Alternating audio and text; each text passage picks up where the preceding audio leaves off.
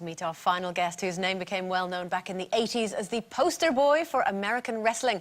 With his white blonde hair, bodybuilder physique and trademark bandana, not to mention his countless wins in the ring, he was and still is the most recognizable wrestler on the planet. Please welcome Hulk Hogan! All right. Hey, guys. How you doing? Hello. Oh my gosh. Welcome. My Twitter, Facebook has been blown up with crazy loose women.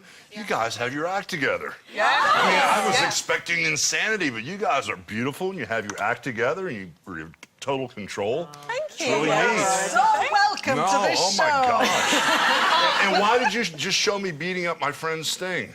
Oh, is that that's how okay. it is in wrestling? Are you all actually friends and you sort it all A out lot of the between guys you? are. Yeah. you know. How does it work? Because when I remember you in the 80s, and we used to watch it on a sort of Saturday afternoon. And at my age then, how old I've been, about, I don't know, 12 or something. Okay. It was all the boys and girls loved it, but it was the old ladies in the front row. Yeah, Went they mad go for it, don't they? The Well, yeah, ladies. it's kind of changed because, you know, we didn't want to insult the audience, and we let everybody know that it's predetermined, and we know who's going to win and lose, duh.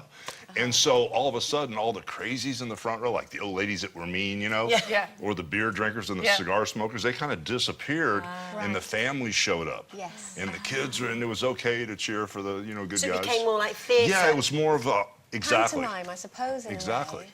A way. Is there do you decide, right, I'm going to be a goodie and I'm going to be a baddie? This is what my role is going to be. Well, sometimes it works that way. Sometimes the promoter or the people involved creatively will decide.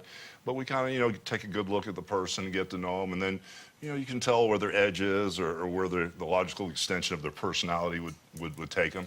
So it's kind of easy. Now, I want to ask you something. Does anyone ever deviate from the, you know, you say you know the outcome of the bouts before. What if someone doesn't play by the rules? That has happened. that has happened. And I mean, back in the day, we had a conversation this morning about that. Back in the day, in the 70s and 80s, if someone did that, they would be given a very hard time in the back by the other wrestlers. But nowadays, you know, it's they just will fire you and do what's politically correct, you know, and there's no rough stuff going on. So What's changed then in the 30 years, would you say, in wrestling? in the business as a whole? Yeah, as a the business moves quicker because there's so many choices in entertainment with shows like yours and cable and satellite. People have so many different choices that the wrestling storylines have to move a lot quicker to hold the attention of the audience. So that's the biggest change I've seen is things move very fast. Like if I had a argument with Andre the Giant, well then 7 or 8 months from now we'd have the big fight. Right. Well, nowadays, if you have an argument with Andre the Giant at the top of the hour, by the end of the show, you have the fight. So things move a lot quicker. Yeah. I've got 2 things for you. Firstly, you smell gorgeous. Whoa. Hey, you know what was so cool? Denise was in the back, and she goes, "Oh, my gosh, Hulk, you're making my blood pressure go up." Really? Yeah. She really fancied you. Yeah, that was way cool. And what's the other thing? And the other thing is, how much wrestling do you do now? Are you still... Not much. Not much. I'm 58 years old, and I had a couple really rough years. I had 8 back surgeries, and so that little thing you saw me do on TV, that was a few months back, and it wasn't a whole lot of wrestling. Like I said, Sting was my friend, so he took care of me. But in the old days, I'd wrestle 300 days a year. But nowadays, I'm more or less kind of in the back, you know, helping with the creative and the direction. So the company's called TNA, and we're doing great. So, because you're bringing it over to the UK, is it Wembley, we're in Nottingham Thursday, Friday, Manchester, and then we've got the big show in Wembley, So, in London here how Saturday. many times are you going to wrestle this year and on this tour?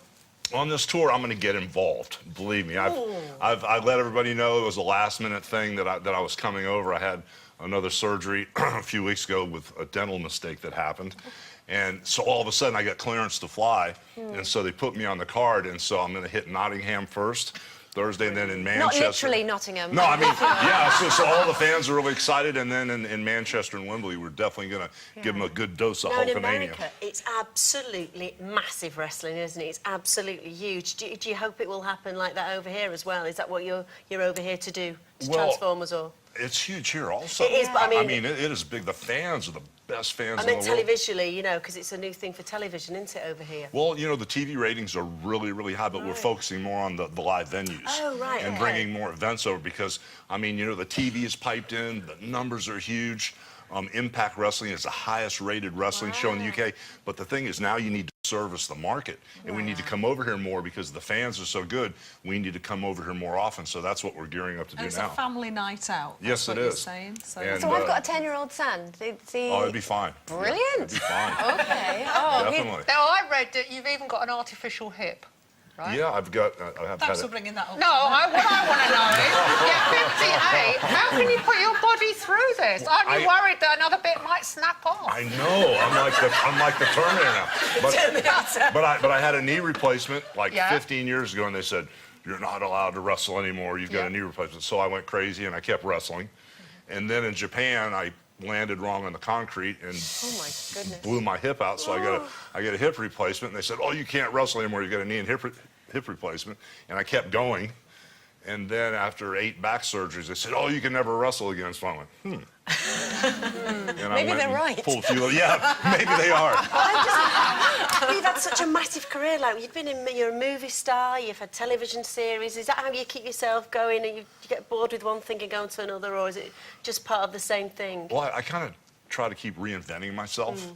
And I've always been very lucky to find the next lightning bolt to jump on, you know. So I was very fortunate to get involved with a lady named Dixie Carter. Actually, a lady is my boss, which is really cool. Quite right. And she loves the wrestling business, so this is her dream, her company, and I'm just here to help her. So I'm riding this lightning bolt, and it just keeps getting bigger and bigger and bigger. So Fantastic. it's like I could hang out forever. Well, do you know, we could have you here forever, but we've run out of time. But you may well see us ladies in the front row with our That would be handbags.